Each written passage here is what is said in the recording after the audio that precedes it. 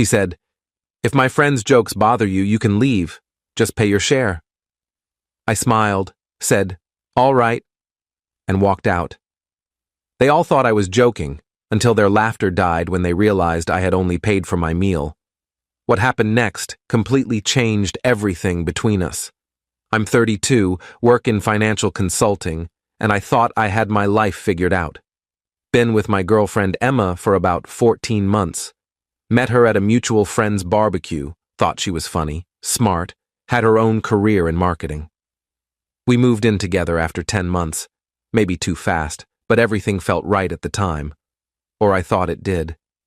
Emma had this friend group from college, 5 women, all late 20s to early 30s, all unmarried except one. They called themselves the Coven, which I always found a bit eye-roll worthy but harmless. They met up every other weekend, usually at someone's apartment, sometimes at bars or restaurants. I'd met them a handful of times, birthday parties, group dinners, that sort of thing. They were always a bit cold to me, but I figured that's just how protective friend groups are. You know, the whole, no guy is good enough for our friend vibe. The thing is, whenever Emma came back from hanging out with them, she'd be different for a day or two. More distant, more critical. She'd make little comments about how I dressed, or how I wasn't as ambitious as I should be, or how I didn't get her sense of humor. I brought it up once, gently, and she laughed it off, said I was being paranoid. Then came last Friday. Emma told me the Coven wanted to do a group dinner at this upscale Italian place downtown, Marcello's, one of those spots where appetizers start at $18. She asked if I wanted to come. I said sure, thinking maybe if I spent more time with them, they'd warm up to me. Maybe I could finally crack whatever wall they'd built. Big mistake. We got there around 7 p.m. The reservation was under Sarah's name. She's the unofficial leader of the group, works in tech, always has this smug energy like she knows something you don't. The table was already half full when we arrived. Sarah, Madison, Becca, and Jen were there. The 5th member, Claire, was running late. Right away, I could feel the temperature drop when I sat down. Sarah gave me this tight smile and said, "Oh, you came. How nice." The way she said nice made it sound like the opposite. Emma either didn't notice or pretended not to. She immediately dove into conversation with Becca about some drama at Becca's office. I ordered a beer, tried to make small talk with Madison about the upcoming football season. She gave me one-word answers and kept looking at her phone. Jen didn't even acknowledge me. When Claire finally showed up 20 minutes later, she hugged everyone at the table except me. Didn't even make eye contact. The appetizers came. Bruschetta, calamari, this fancy burrata thing. We all shared. The wine was flowing. They ordered 2 bottles right off the bat. Emma was on her 2nd glass before our entrees even arrived, laughing loud at everything Sarah said. That's when the comments started. Sarah looked at me and said, "So Emma tells us you're still at the same company you were at when you guys met. No promotions or anything?" I kept my cool. "I got a raise last year, actually. Things are good." "A raise," Sarah repeated, like I'd said I won a participation trophy. "That's sweet," Madison chimed in. "Emma, didn't you say he still plays video games? Like, regularly?" Emma giggled, actually giggled, and said, "Yeah, he's got his little gaming setup in the spare room." "Little gaming setup," Becca said, grinning. "Aw." I felt my jaw tighten, but I smiled. "It's a hobby. Everyone needs downtime." Sure, Sarah said, swirling her wine. "It's just funny because Emma's out here crushing it at her firm, getting promoted, traveling for work, and you're like, playing Call of Duty." "I don't play Call of Duty," I said quietly. "Oh, sorry," Sarah said with fake sincerity. "What is it? Fortnite?" They all laughed. Emma laughed too. That one hurt. The entrees came. I'd ordered the pasta, $32. Emma got the salmon, $41. Everyone else had similar mid-to-high ticket items. The wine kept flowing. They ordered a 3rd bottle. I stuck with my beer. The jokes kept coming. They made fun of my shirt. Is that from Target? Yes, it was, and so what? They made fun of my car, which Emma must have told them about. I drive a 2015 Honda Accord. Reliable, paid off, nothing fancy. Apparently that's hilarious. Then Sarah said, "Honestly, Emma, I don't know how you do it. You're so patient." Patient with what? I asked, even though I knew I shouldn't engage. With, Sarah gestured vaguely at me. Everything. Emma didn't defend me. She just shrugged and said, "He has his good qualities." His good qualities. Like I was a rescue dog. I excused myself to the bathroom. Stood there for 5 minutes, staring at myself in the mirror, trying to decide if I was overreacting. Decided I wasn't. When I came back, they were all leaning in, whispering, and when they saw me, they went quiet and then burst into laughter. "What's funny?" I asked, sitting back down. "Nothing," Emma said, wiping her eyes. "Just a joke." "About me?" "Oh my God, don't be so sensitive," Madison said. I looked at Emma. "Is it about me?" She sighed. "It's not that serious. We were just talking about how you always wear those running shoes even though you don't run." "I do run, twice a week. She knows this." "I run," I said. "Barely," Sarah said. "Emma says you do like a slow jog around the block." "That's still running," I said, feeling my face get hot. "If you say so," Sarah said, and they all giggled again. The dessert menus came. They ordered 3 desserts to share and another round of drinks. I didn't order anything else. I was done. Completely done. The check came around 10 p.m. The total was $847. Sarah announced, "Okay, let's just split it evenly." That's like what, $140 each? I did the math in my head. My beer was $8. My pasta was $32. I'd had 1 appetizer portion, maybe $6 worth. I was looking at maybe $50 total for what I actually consumed. They wanted me to pay $140 so they could subsidize their wine and salmon and tiramisu. "I'll just pay for what I ordered," I said calmly. The table went quiet. "What?" Sarah said. "I'll pay for my meal. I didn't have wine, I didn't have dessert. I'll cover my portion." "Are you serious right now?" Madison said. Emma put her hand on my arm. "Babe, we always split evenly. It's easier." "Easier for who?" I asked, looking at her. "I didn't drink 3 bottles of wine. Why would I pay for it?" "Because that's what adults do," Sarah said, her voice sharp now. "We don't nickel and dime our friends." "I'm not your friend," I said. "You've made that very clear tonight." Emma's face went red. "Oh my God, can you not do this right now?" "Do what? Pay for what I ate?" Jen finally spoke up. "This is so embarrassing." "Yeah," I said. "It really is." Emma leaned close and hissed in my ear. "If my friend's jokes bother you that much, you can leave. Just pay your share and go." I looked at her. Really looked at her. She was annoyed at me. Not at her friends for treating me like garbage for 3 hours, but at me for not taking it with a smile. I smiled, a real one. "All right." I stood up, pulled out my wallet, counted out $50 in cash, and put it on the table. "That covers mine and a tip. Have a great night, ladies." I walked out, didn't look back. I sat in my car for a minute, half expecting Emma to come after me. She didn't. I drove home, our apartment, packed a bag with clothes and essentials, grabbed my laptop and my toothbrush, and drove to my buddy Chris's place. He and his wife let me crash in their guest room, no questions asked. Emma called me 4 times that night. I didn't answer. She texted, "Where are you? Are you serious right now? You're being childish." I turned my phone off and went to sleep. Update: one Saturday morning, I woke up to 23 missed calls and a string of texts from Emma. The tone had shifted. First text at 11 p.m. "You embarrassed me." Text at 1 a.m. "I can't believe you just left." Text at 3 a.m. We need to talk. Text at 9 a.m. Are you ignoring me?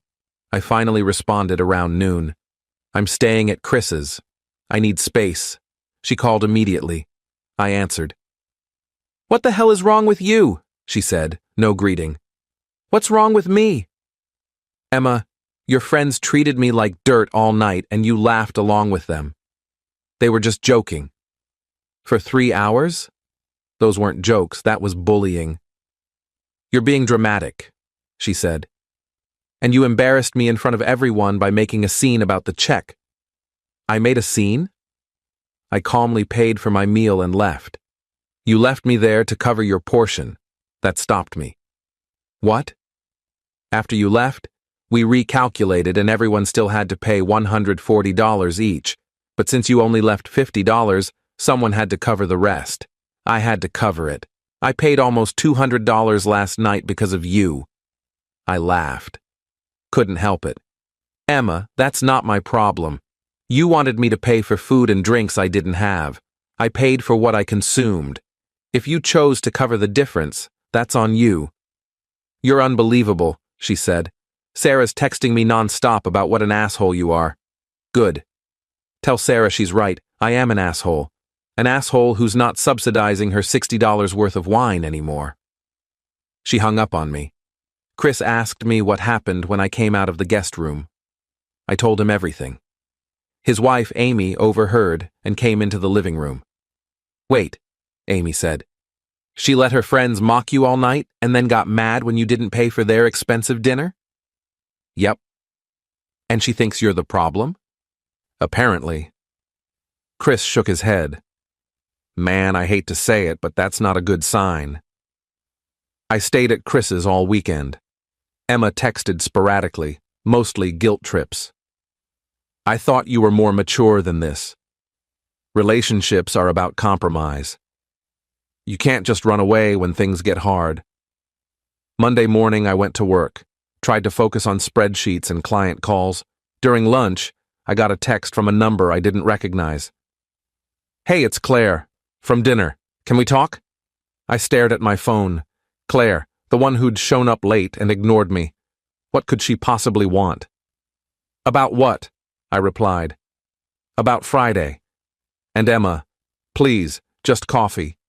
Against my better judgment, I agreed. We met Tuesday after work at a Starbucks near my office. Claire looked uncomfortable. She ordered a latte. I got black coffee. We sat in the corner. Look, she said, not making eye contact. I felt really bad about Friday. Okay, I said, waiting. Sarah can be a lot. And when Emma's around her, she gets like that too. They all do. It's this whole groupthink thing. That's not an excuse, I said. I know. I'm not making excuses. I wanted you to know that I thought it was messed up. What they said. How they treated you. Then why didn't you say anything? She sighed. Because I'm a coward. Because if I stood up for you, I'd become the target. That's how that group works. You're either in or you're out. Sounds toxic, I said. It is, she admitted. I've been thinking about distancing myself for a while. Friday kind of sealed it. Why are you telling me this? Claire finally looked at me. Because Emma's telling everyone that you freaked out over nothing. That you stormed out and left her stranded. She's making you the villain, and it's not fair. My stomach dropped. What do you mean telling everyone? She posted about it. Vaguely, but everyone knows it's about you. On Instagram. Something like, when you realize someone's true colors over something as small as a dinner bill. It has like 200 likes and all her friends are commenting, saying you're immature. I pulled out my phone and opened Instagram. Sure enough, there it was. Posted Sunday night. The comments were brutal. People I'd never met calling me cheap, insecure, a man-child. Jesus, I muttered. I'm sorry, Claire said. I thought you should know. I thanked her and left. Drove back to Chris's in a daze. Update 2. That night, I made a decision. I wasn't going to let Emma control the narrative. I drafted a post of my own. Kept it factual, no names, but detailed. Described the dinner, the jokes, the bill situation, everything. Posted it to my own Instagram with a simple caption, "Know your worth. Don't let people treat you like an ATM while mocking you to your face." Within an hour, it had blown up. Comments from friends, co-workers, even people I barely knew. "Good for you. She sounds toxic. You dodged a bullet." Emma saw it. Called me screaming. "You made us all look bad. People know it's about me." "You posted about me first," I said calmly. "You made me look bad. I just told my side. Take it down. Now." "No." She hung up. Then I got a barrage of texts from the coven. Sarah, "You're pathetic." Madison, "Emma's too good for you anyway." Becca, "Hope the attention was worth it." I blocked all of them. Wednesday, I went back to the apartment when I knew Emma would be at work, grabbed more of my stuff, clothes, books, my gaming setup, left my key on the counter with a note. "I'll be out completely by the end of the month. We can figure out the lease later." Emma came home while I was packing up my desk. We stood in the living room, 10 feet apart. "So, that's it?" she said. "You're just done?" "Yeah," I said. "I'm done." "Over one dinner?" "No, Emma. Over the fact that you let your friends disrespect me for hours and then blamed me for not wanting to pay for their overpriced wine. Over the fact that you posted about me online instead of having an actual conversation. Over the fact that you're more worried about what Sarah thinks than how I feel." Her eyes welled up. "I love you." "No, you don't," I said. "If you loved me, you would have had my back on Friday." I walked out with the last box. Haven't been back since. Final update. It's been 6 weeks now. I'm staying with Chris and Amy until I find my own place. Already toured a few apartments. Should be signing a lease next week. Emma texted me 2 weeks ago. Long message about how she's been reflecting and realizes she could have handled things better. No actual apology, just vague acknowledgement. She asked if we could meet to talk. I said no. I heard through mutual friends that the coven is imploding. Apparently Claire did distance herself, which caused a rift. Sarah and Madison got into a fight about something unrelated, and now half the group isn't speaking. Emma's apparently been leaning on them for support and they're sick of hearing about it. My post is still up. I'm not taking it down. Last week, I went on a date. Nothing serious, just coffee with a woman I matched with on Hinge. Her name's Rachel, she's a teacher, and when the bill came, she immediately offered to split it. We each paid for our own drinks. It was refreshing. I don't miss Emma. I miss the idea of what I thought we had, but I don't miss her. And I definitely don't miss the coven. Someone asked me if I regret how I handled Friday night. Honestly? Number. I regret not standing up for myself sooner. Edit 1. A few people asked about the lease. We were both on it. I talked to the landlord and he's letting me off early since Emma can afford it on her own. She's pissed, but there's nothing she can do about it. Edit 2. Yes, $847 for 6 people is insane. That's what happens when you order 3 bottles of wine at $45 each and everyone gets the most expensive entrees. Lesson learned. Never agree to split evenly unless you've seen the menu first. Edit 3. To everyone saying I should have just paid the $140 to keep the peace. That's exactly the mentality that lets people walk all over you. It wasn't about the money. It was about respect.